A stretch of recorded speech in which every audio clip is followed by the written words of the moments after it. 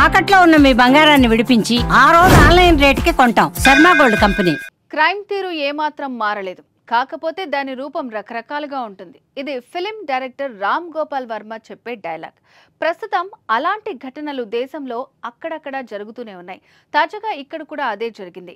ప్రియుడిపై మోజుతో కన్న తల్లిని కడతేర్చింది కసాయి కూతురు. తమ ప్రేమకి తల్లి అడ్డొస్తుందని కక్ష పెంచుకుని కన్న తల్లి అనే కనికరం లేకుండా అత్యంత దారుణంగా చంపేందుకు ప్రేరేపించింది కూతురు. ఈ దారుణ ఘటన విజయనగరం జిల్లాలో చోటు చేసుకుంది. విజయనగరం జిల్లా శృంగవరపుకోట మండలం వెంకటరమణపేట గ్రామానికి చెందిన ఎరపిడి రుచిత 2 సంవత్సరాల క్రితం అదే గ్రామానికి చెందిన జేసీబీ డ్రైవర్ హరికృష్ణను ప్రేమించింది. అయితే ఇదే విషయం తల్లి వెంకటలక్ష్మికి చెప్పింది. అయితే దీనికి తల్లి నిరాకరించింది. అయితే కూతురికి ఇంకా పెళ్లి వయసు రాకపోవడంతో పోలీసులకు ఫిర్యాదు చేసింది. దీంతో హరికృష్ణపై పోక్సో కేసు నమోదు చేసిన పోలీసులు అతన్ని అదుపులోకి తీసుకున్నారు. అయితే కొన్ని రోజుల తర్వాత హరికృష్ణ బెయిల్పై బయటకు వచ్చాడు.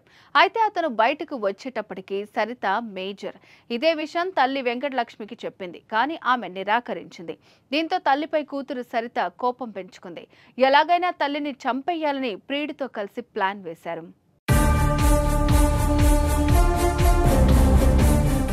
అనుకున్నట్లుగానే రాత్రి సమయంలో తల్లిని ఊరి చివరున్న నూతి వద్దకు తీసుకువెళ్ళింది. అయితే అప్పటికే అక్కడ కాపు కాసిన ప్రియుడితో పాటు మరికొందరు వెంకటలక్ష్మి గొంతు కోసి చనిపోయిందని నిర్ధారించుకున్న తర్వాత స్థానికంగా ఉన్న బావిలో పడేశారు. అయితే తనకేమీ తెలియదన్నట్లు తన తల్లిని ఎవరో ఆటోలో ఎత్తుకెళ్లారంటూ అన్న హరికి చెప్పింది. వెంటనే గ్రామస్తులంతా వెళ్లి రాత్రంతా చుట్టుపక్కల ప్రాంతాల్లో వెతికి అనంతరం పోలీసులకు సమాచారం ఇచ్చారు. దీంతో రంగంలోకి దిగిన పోలీసులు అనుమానం వచ్చి కూతురు రుచితను తమదైన శైలిలో ప్రశ్నించగా అసలు విషయం బయటకొచ్చింది. దీంతో శవాన్ని వెలికితీసిన పోలీసులు కేసు నమోదు చేసుకుని నిందితుల కోసం గాలిస్తున్నారు.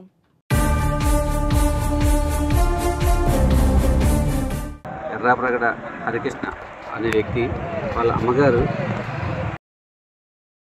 వెంకటరామపేట గ్రామస్తుడైనటువంటి ఎర్రాప్రగడ హరికృష్ణ అనే వ్యక్తి వాళ్ళ అమ్మగారు రాత్రి బహిర్భూమికని వెళ్ళి తిరిగి రాలేదని, తనను ఎవరో కొట్టి ఆటోలో తీసుకువెళ్ళిపోయారని వాళ్ళ చెల్లి చెప్పిందని దాని మీద మాకు ఈరోజు కంప్లైంట్ చేయడం జరిగింది.